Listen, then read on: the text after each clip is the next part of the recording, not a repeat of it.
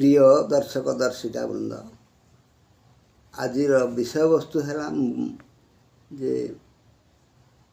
दुनिया संबंध रे जो कुसंस्कार सब चली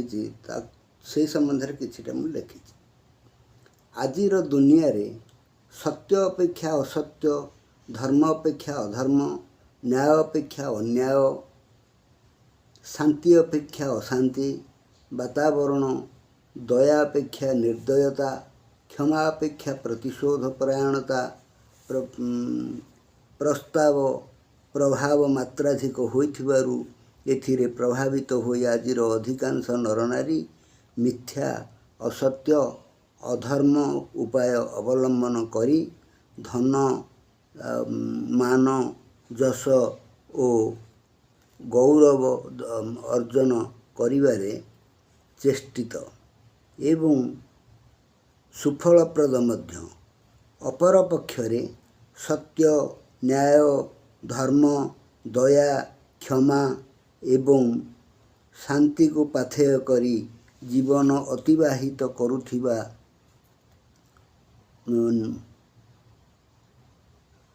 नरनारी मान उपरोक्त अपसंस्कृति राक्षसर कबल रे एक मात्रा कबलित जो मुक्ति पाइबाकू जे आजिकार मानव जगत असमर्थ और असहाय। आजिर दुनिया रे चलापथ आउ सरल सहज सुगम्य और विपद मुक्त अवस्था रे नहीं, जहाँ पाई आजिर मानव मानकर प्रतिटी मुहूर्त घोर विपद संकुल अंधकाराच्छन्न एवं दुर्विषह। आजिर दुनिया रे कुमारी मातृत्व, अवांछित गर्भपात, भ्रूण हत्या, नरहत्या, नारी हत्या, नारी धर्षण, नारी निर्यातन, शिशु कन्या और यौन शोषण, पशु हत्या,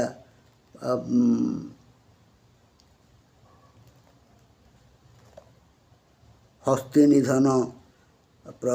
यौन व्यभिचार, धर्मघट, राहदानी, डकायती, लुंठन, ठकेई, जालियाती, अपमिश्रण, आतंकवादी, समाज सन्त्रासवादी और माओवादी हिंसाकांड, बुझामणा, प्रतारणा, उत्कोच ग्रहण,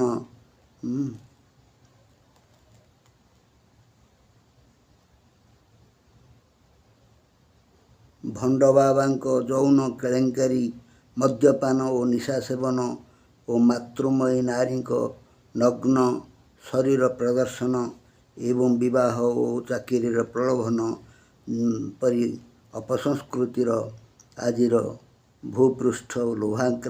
भाराक्रांत एवं नरराक्षस मानक खाद्य एवं उपद्रव निमंते दैनिक लक्ष लक्ष पशुपक्षी और मानवों को हत्या जनित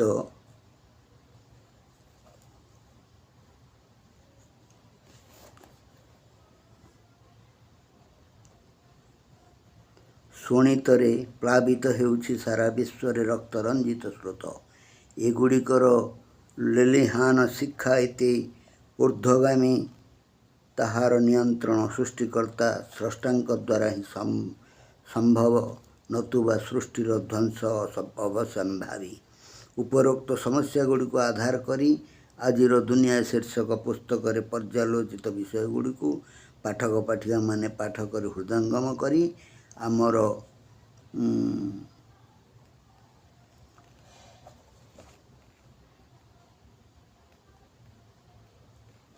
रसातलगामी समाज को सुपथ मार्ग को आनिबा पाई कि जत्पर नास्ति प्रयास करिया पाई कोटि कोटि निवेदन। नमस्कार, समस्त प्रणाम करी।